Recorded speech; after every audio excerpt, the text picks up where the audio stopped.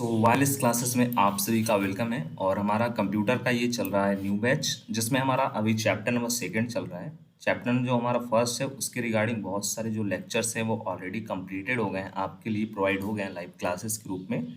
And आप उसके लिए प्लेलिस्ट को भी चेक कर सकते हैं और वहाँ से जाकर के पढ़ सकते हैं। सेकेंड चैप्टर हमारा ऑलरेडी इसमें कुछ और टॉपिक जो है कवर हो गए थे, मैक्सिमम यहाँ पे हमारे कवर हुए थे।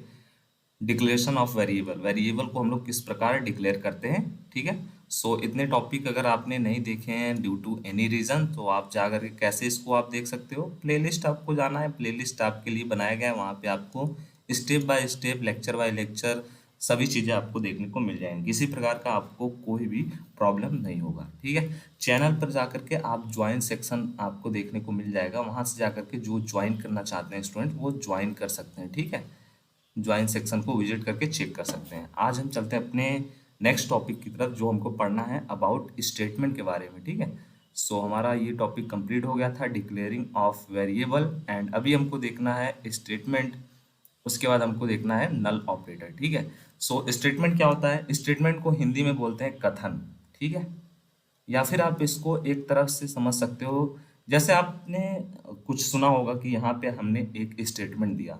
इस टाइम चल रहा है वोटिंग का रिजल्ट, तो आप देख रहे होंगे कि बहुत सारे जो हमारे नेता हैं वो अपना एक एक स्टेटमेंट दे रहे हैं, प्रेस कॉन्फ्रेंस दे रहे हैं, ठीक है, स्टेटमेंट दे रहे हैं, अपने जो भी प्रतिक्रिया है उनको दे रहे हैं, तो वो भी एक स्टेटमेंट की दृष्टिकोण से आता है। बट हमको यहाँ पे देखना है अपने कंप्यूटर के लैंग्वेज में यहाँ पर स्टेटमेंट का क्या मीनिंग है और क्या इससे हमको समझना है। सो जो हमारा कंप्यूटर है उसमें जो हमारा स्टेटमेंट होता है, किसी कार्य को करने के लिए दिया जाने वाला आदेश जो होता है वही हमको स्टेटमेंट कहलाता है, ठीक है। सो अगर हम किसी भी कार्य को करने के लिए जो हम आदेश देते हैं, इंस्ट्रक्शन देते हैं, वही हमारा स्टेटमेंट कहलाता है, ठीक है। कंप्यूटर में भी हमको जैसे कुछ भी ओपन करना है, पावर पॉइंट ओपन करना है, उसके लिए हम क्या करेंगे, उसके लिए हम लोग इंस्ट्रक्शन देते हैं।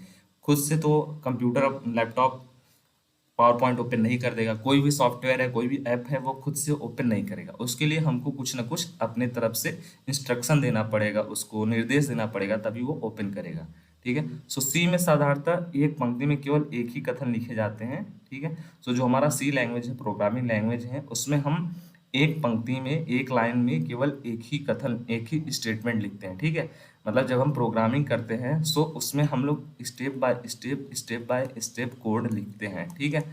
एक पंक्ति में केवल एक कथन, यहाँ पर एक कोड, दूसरा कोड यहाँ पे, तीसरा कोड यहाँ पे, मतलब जो हमारा कोड होगा वो क्या होगा, स्टेटमेंट होगा, आदेश होगा।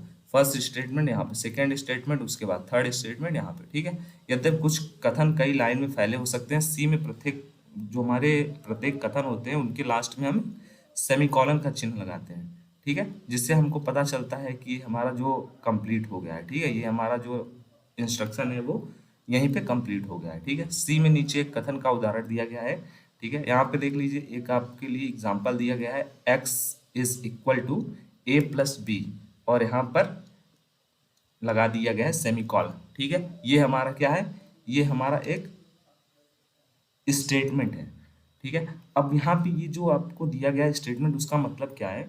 सो यह एक निर्धारण स्टेटमेंट है, बीजगणित की तरह, मतलब जो हमारा मैथ का बीजगणित होता है सेक्शन, उसकी तरह यहाँ पर यह मीनिंग नहीं है कि x का जो है, x की जो वैल्यू है वो a और b के योग के बराबर है, इसका मीनिंग यहाँ पर यह नहीं है। बीजगणित में जो हमारा क्या होता है, मैथ में अगर हमने कुछ लिख दिया a equal to x plus y, so जो हमारा x का वैल्यू है और b का वैल्यू है, इन दोनों का जो योग है वो क्या होता है, एक बराबर होता है, यही इसका मतलब होता है, ठीक है। बट यहाँ पर इसका मतलब यह नहीं है कि जो x की वैल्यू है वो a और b के बराबर है योग के, ऐसा नहीं है। इस कथन को इस प्रकार आपको समझना है कि जो हमारा a है और b है, इसका जो योग है, उसकी जो वैल्यू है, उसको स्टोर किया गया है x में, ठीक है। मतलब जो हमारा x है वह एक प्रकार का वेरिएबल है जिसमें हमने a की वैल्यू को और b के वैल्यू के एडिशन को स्टोर किया है। ये कुछ भी हो सकता है, 5 + 6 anything. So x equal to यहाँ पर 11, ठीक है।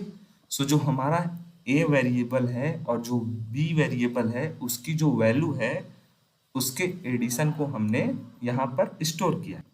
सो अभी आपको स्टेटमेंट का कॉन्सेप्ट क्लियर हो गया होगा। अभी हम देखेंगे अपना नेक्स्ट जो टॉपिक है वो है हमारा नल स्टेटमेंट। बहुत ही इजी है और आपको बहुत सी इजीली वे में समझ में भी आ जाएगा ये। क्यों? क्योंकि इसका जो कॉन्सेप्ट है वो क्लियर है। ठीक है। सो सी में हमारा जो नल स्टेटमेंट होता है या फिर कह लें नल कथन जो होता है उसका उपयोग किया जाता है यदि सी प्रोग्राम की किसी भी पंक्ति में केवल सेमीकॉलन बना दिया जाए। ठीक है। इस चिन्ह को, इस सिंबल को आप याद रखना, ये बहुत जगह आपको यूज करना है प्रोग्राम में। ठीक है। मैं आपको प्रोग्राम भी सिखाऊंगा, बना करके दिखाऊंगा कैसे लिखते हैं, तो अब आपको बहुत सी चीजें क्लियर हो जाएंगी। ठीक है। सो सी में हम लोग नल कथन का यूज करते हैं। सी प्रोग्राम की अगर किसी भी लाइन में केवल ये हमारा जो सेमी कॉलन है उसको बना दिया जाता है तो इसका जो मीनिंग होता है ये होता है कि वो जो हमारा स्टेटमेंट है वो किस प्रकार का स्टेटमेंट है, वो हमारा नल कथन है। नल कथन प्रोग्राम में नल स्टेटमेंट में किसी भी प्रकार की कोई भी क्रिया को नहीं किया जाता है। ठीक है। वहां पे हमको कोई और कथन जो है इंस्ट्रक्शन है वो हमको नहीं देना होता है। अगर हमने कोई भी प्रोग्राम बनाया, मान लो यहाँ पे प्रोग्राम का स्टार्ट हुआ, यहाँ पे हमने ये नल स्टेटमेंट दे दिया, ये हमने एंड कर दिया। ठीक है। तो ये हमारा जो सेमीकोलन का सिंबल हमने दिया है और भी कुछ यहाँ पे स्टेटमेंट नहीं दिया है तो यहाँ पे हमारा ये क्या हो जाएगा, ये हमारा नल स्टेटमेंट के अंतर्गत आएगा। ठीक है। सो अगर आपको क्लियर नहीं होता है कोई भी टॉपिक तो आपको कमेंट बॉक्स का यूज़ करना है, वहाँ पे हमें बताना है जिससे हम आपको उस टॉपिक को एक बार फिर से रिवाइज करा देंगे आने वाले क्लासेस में, या फिर उसके लिए अलग से एक बना देंगे आपके लिए क्लास। ठीक है। सो नेक्स्ट है हमारा स्टेटमेंट का ही सेक्शन है, स्टेटमेंट का ही पार्ट है। इससे पहले हमने देखा नल स्टेटमेंट, अब है हमारा कंपाउंड स्टेटमेंट। अगर आपको ये सब चीज़ें पढ़ाई जा रही हैं तो उसका जो मेन उद्देश्य है वो ये है कि आप लोग इसको प्रोग्राम में बनाओगे और ये सबसे क्वेश्चन में पूछे जाएंगे। ठीक है। सो सी प्रोग्राम में एक से अधिक स्टेटमेंट के समूह को संयुक्त स्टेटमेंट या फिर कह लें कि कंपाउंड स्टेटमेंट कहते हैं। इंग्लिश में कंपाउंड स्टेटमेंट, हिंदी में संयुक्त कथन कहा जाता है। संयुक्त कथन को ब्लॉक भी कहा जाता है। ब्लॉक एक से अधिक कथनों को मझले कोष्टक में बंद रखता है। ये हमारा जो है वो मझला कोष्टक है, उसका सिंबल है। ठीक है। यद्यपि ब्लॉक के प्रत्येक कथन के अंत में सेमीकोलन से होता है, जो उसका एंड होता है कोई भी ब्लॉक वो होता है सेमीकोलन से, किंतु स्वयं ब्लॉक के अंत सेमीकोलन से नहीं होता है। नीचे संयुक्त कथन का एक आपको एग्जाम्पल दिया गया है। ठीक है। सो यहाँ पे है हमारा मझला कोष्टक स्टार्ट, यहाँ पर a इक्वल टू 5 और यहाँ पे सेमीकोलन। ठीक है। फिर उसके बाद b इक्वल टू 7, फिर यहाँ पे सेमीकोलन। सेमीकोलन का मतलब ये है कि यहाँ पर ये ब्लॉक जो है वो एंड हो गया है, खत्म हो गया है। फिर यहाँ पे x में यहाँ पे बता दिया गया है कि x नाम का जो हमारा वेरिएबल है उसमें a की जो वैल्यू का एडिशन है और b की जो वैल्यू का एडिशन है उसको यहाँ पे स्टोर किया गया है। किसमें? x में स्टोर किया गया है। तो यहाँ आप देख लीजिए टोटल कितने ब्लॉक हैं, टोटल 3 ब्लॉक हैं, 3 स्टेटमेंट हैं। ठीक है। और देख लीजिए यहाँ पे जो हमारा मझला कोष्टक ओपन हुआ है और यहाँ पे मझला कोष्टक क्लोज हुआ है। ठीक है।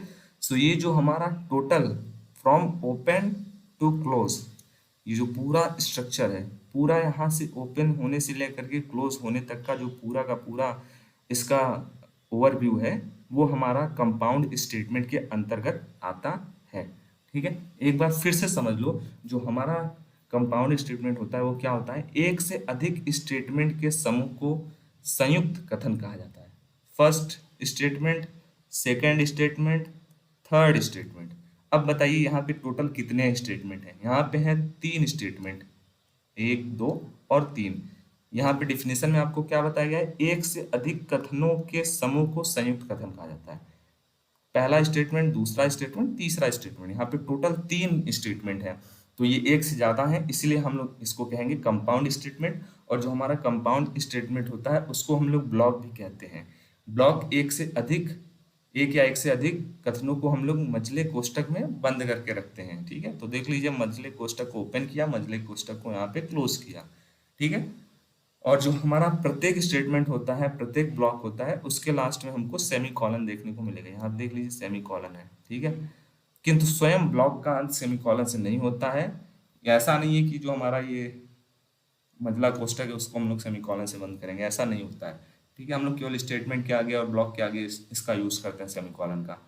ठीक है। और ये एग्जाम्पल भी मैंने आपको बता दिया। आई होप आपको चीज़ें क्लियर हो गई होंगी। कल का जो लेक्चर रहेगा उसमें हम देखेंगे एक्सप्रेशन, और कुछ भी डाउट है तो कमेंट बॉक्स को यूज़ करना है और अपने सभी दोस्तों के साथ पहुंचा देना है इस क्लास को। धन्यवाद।